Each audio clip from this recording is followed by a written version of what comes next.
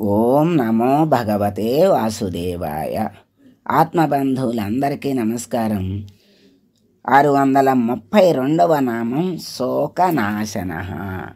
అంటే పరమాత్మ శోకమును నశింపజేసేటువంటి వాడు అని అర్థం. నిన్న నామంలో శోకము లేనివాడు అన్నారు. ఇవాళ శోకాన్ని నాశనం చేసేటువంటి వాడు అని మనకి పరమాత్మ తెలియజేస్తున్నాడు. మరి ఆయన్ని ఆశ్రయించిన భక్తులకు దుఃఖాన్ని శోకాన్ని దూరం చేసేటువంటి స్వామి కనుక ఆయన్ని శోకనాశన అన్నారు. ఈ దుఃఖానికి కారణం ఏమిటి అంటే శరీరము మీద ఉన్నటువంటి భ్రాంతి, బంధాలు, బాంధవ్యాలు. బంధమే దుఃఖానికి కారణం. ఆ బంధం ఎప్పుడైతే దూరం అవుతుందో అదే మోక్షం, అదే పరమపదం. ఆ పరమపదాన్ని, ఆ పరమాత్మను చేరుకోవాలి అంటే ఈ బంధాన్ని దూరం చేసుకోవాలి. మరి ఇవన్నీ దూరం అవ్వాలి, మనస్సులో నుండి దూరం అవ్వాలి. దూరం అవ్వాలి అంటే శాశ్వతంగా దూరం అవ్వాలి. అంటే కాసేపు లేకుండా నాకేమీ లేదు అనుకుని మళ్ళీ దానిలో మునిగిపోతాం మనం. అదే అట్లా కాకుండా బంధాలకు బాధ్యతలకి దూరం అవ్వమని ఎక్కడా పరమాత్మ చెప్పలేదు. ఎవరి ధర్మం వాళ్ళు నిర్వర్తించాలి, ఎవరి బాధ్యతలు వాళ్ళు నిర్వర్తించాలి అని ప్రతిసారి మరి బంధ విముక్తుడు అవ్వాలి అన్నప్పుడల్లా చెప్తూనే ఉంటాడు. ఎందుకంటే ఈ మాట పట్టుకుని బంధాలకు దూరం అవ్వాలంటే మాకు వల్ల కాదని కొంతమంది, బాధ్యతలు వదిలేసి భగవంతుడు చెప్పాడని కొంతమంది, అది ఉభయభ్రష్టత్వం అవుతుంది. ఎందుకంటే అటు మోక్షాన్నే పొందలేరు, ఇటు బాధ్యతల్ని సక్రమంగా నిర్వర్తించలేరు. అందుకని ఈ మాట చెప్పినప్పుడల్లా పరమాత్మ మళ్ళీ చెప్తాడు. ఏమని చెప్తాడు?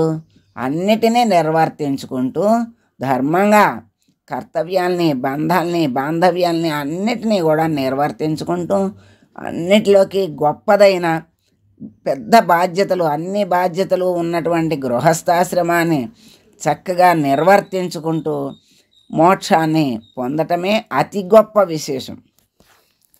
సన్యాసులు మరి ముక్తిని పొందటం కాదు, గృహస్థాశ్రమంలో ఉండి ముక్తిని పొందటం, జీవన్ముక్తుడు అవ్వటమే ఇంకా ఎక్కువ విశేషం.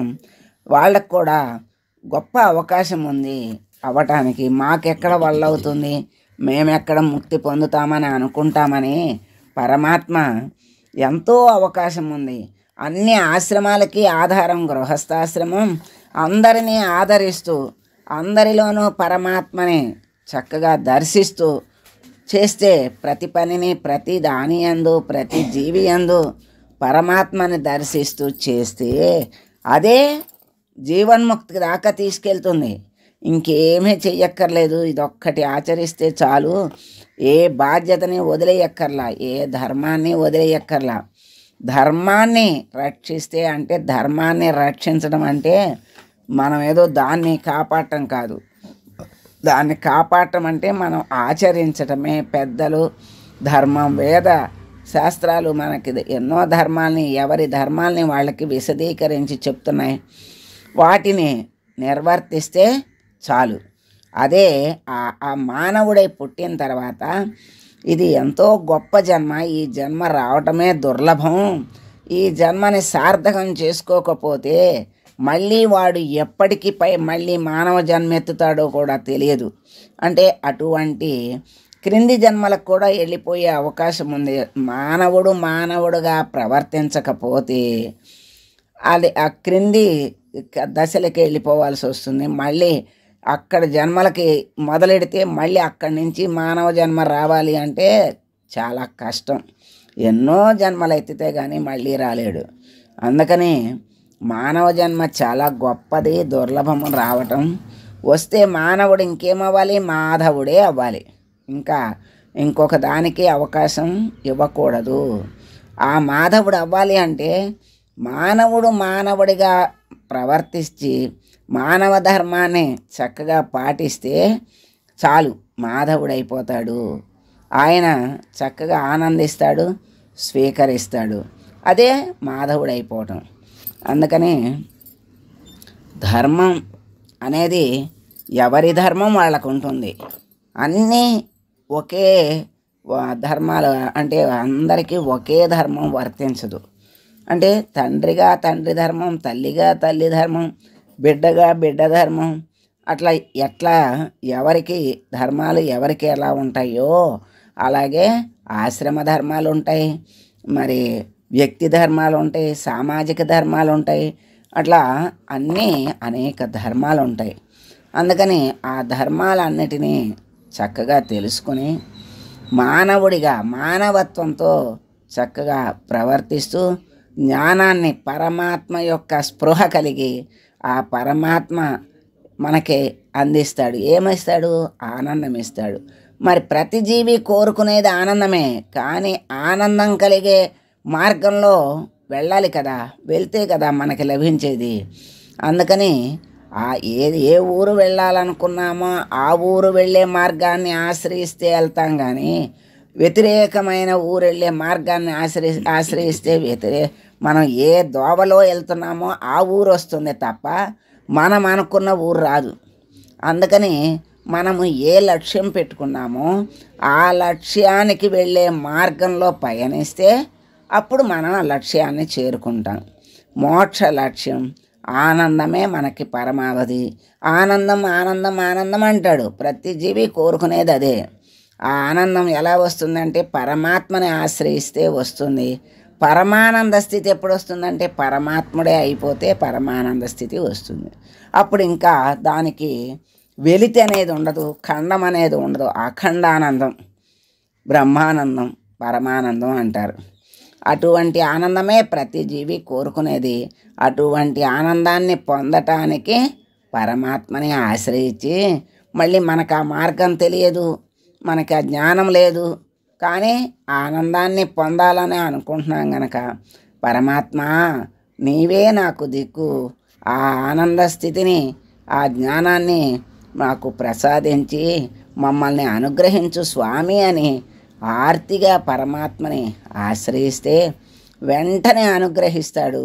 జ్ఞానాన్ని చక్కగా మనకి అందిస్తాడు. ఆ జ్ఞానాన్ని అందిస్తే మోక్షం రాదు. తీసుకోగానే జ్ఞానం అంటే తెలుసుకోవటమే. అంటే ఇలా నడుచుకోవాలి అని తెలుసుకున్నంత మాత్రాన ముక్తి రాదు. ఆ ఊరు వెళ్ళే మార్గం విధానం తెలుసుకున్నంత మాత్రాన ఊరు చేరలేం కదా, మళ్ళీ దాంట్లో ప్రయాణం చేస్తే కానీ ఆ ఊరు చేరం. అలాగే జ్ఞానం అంటే తెలుసుకోవటం, అదే విజ్ఞానం అంటే దారిలో నడవటం, ప్రజ్ఞానం అంటే చేరటం, అక్కడికి చేరటం. అంటే ఆ ప్రజ్ఞానమే బ్రహ్మస్వరూపం. విజ్ఞానం అంటే ఆ జ్ఞాన మార్గంలో నడవటం, జ్ఞానం అంటే తెలుసుకోవటం, పరమాత్మని ఎలా చేరుకోవాలి అనేటువంటి మార్గాల్ని తెలుసుకోవటం అన్నమాట. అందుకని పరమాత్మే వచ్చి మనకి ఏదో ఒక రూపంలో ఆ జ్ఞాన మార్గాన్ని మనకి అందిస్తాడు తప్పకుండా. ఎవరు ఏది అడిగితే అది తీర్చేటువంటి దయామయుడు పరమాత్మ. లౌకికమైన కోరికలే తీరుస్తాడు. అట్లాంటిది నిన్ను చేరుకోవాలి స్వామి అంటే ఊరుకుంటాడా? ఆయన ఎప్పుడూ బిడ్డల వంక చూస్తూనే ఉంటాడు. ఆ బిడ్డే తన వంక తిరిగి చూడాలని కోరుకుంటాడు. ఎప్పుడైతే తిరిగి ఆయన వంక తిరిగి చూశాడో చాలు, ఆయన ఆ బిడ్డ మీద అనుగ్రహంతో చక్కగా లాక్కుంటాడు. అటువంటి అసలైన ఆనందాన్ని కలగజేసేటువంటి స్వామి, శోకాన్ని నాశనం చేసేటువంటి స్వామి అయినటువంటి స్వామిని మనం అక్కడ శోక నాశన అన్నారు. మరి ఈ శోకం నాశనం అవ్వాలి అంటే మనం ఏం చేయాలి? ఆనంద స్థితిని పొందాలి. స్వామిని స్తుతిస్తే చాలు, ఆయన తలిస్తేనే మనసు ఆనందంగా మనకి ఉంటుంది. అట్లా సమయాన్ని పెంచుకుంటూ ఉండాలి. ఎట్లా? ప్రతి దాని యందు ప్రతి వారిలోనూ పరమాత్మని చూసినప్పుడు రాగద్వేషాలకి తావు ఉండదు కనుక దుఃఖానికి కారణం ఉండదు. అట్లా దుఃఖాన్ని తొలగించేటువంటి స్వామి గనక శోక నాశన అన్నారు. శోక మరి జీవి ఏడుస్తూ పుడతాడు, ఏడుస్తూ పోతాడు. మధ్యలో ఎప్పుడూ ఏడిపే ఆ కోరికల వలయంలో చిక్కుకుని ఎప్పుడూ శోకతప్తుడై ఉంటాడు. ఎప్పుడైతే కోరిక ఉందో అప్పుడు వాడికి శోకం తప్ప ఏమీ మిగలదు. అందుకని పరమాత్మని ఆశ్రయిస్తే మళ్ళీ పుట్టి ఏడ్చే పని ఉండదు, చచ్చిపోతూ ఏడ్చే పని ఉండదు, మధ్యలో ఏడ్చే పని ఉండదు. అంతా జన్మే లేని స్థితిని పరమాత్మ మనకి అందిస్తాడు.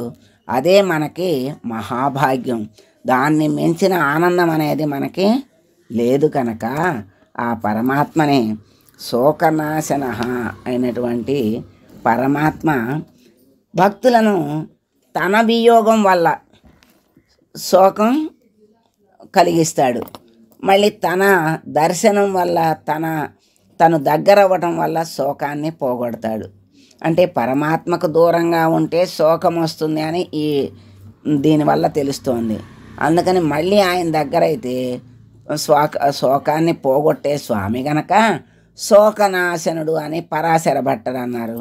ఆయన శోకాన్ని భక్తులకు చక్కగా దుఃఖాన్ని తొలగించే స్వామి గనక శోకనాశనుడని శంకరాచార్యులు వారు అన్నారు. సత్యసంధ తీర్థుల వారు సామాన్యమైన అర్థంతో పాటు శోకనాశ ప్లస్ నహ అని విభజించి శోకం నశించిన ముక్త పురుషుల్ని నడిపించే స్వామి అంటే శోకం నశించి పరమానంద స్థితిలో ఉన్నటువంటి ముక్తి పొందినటువంటి వాళ్ళు ఎవరు? జీవన్ముక్తులు అంటే జీవించి ఉండగానే పరమానంద స్థితికి వచ్చినటువంటి వాళ్ళని నడిపించే స్వామి అంటే ముక్తులకి మార్గదర్శి అని సత్యసంధ తీర్థుల వారు వ్యాఖ్యానించారు. ముముక్షువులు ఓం శోకనాశనాయ నమః అని స్వామిని కీర్తిస్తూ ఉన్నారు.